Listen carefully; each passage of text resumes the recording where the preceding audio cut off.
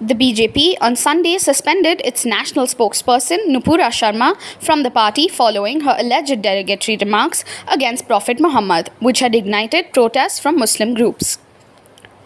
The party also expelled Naveen Kumar Jindal, who heads its Delhi media, from the party, saying that his views on social media vitiate communal harmony and are in violation of its fundamental beliefs.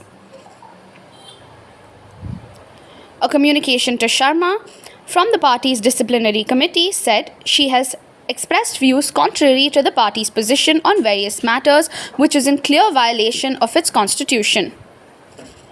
Pending further inquiry, you are suspended from the party and from your responsibilities, assignments, if any, with immediate effect, it said.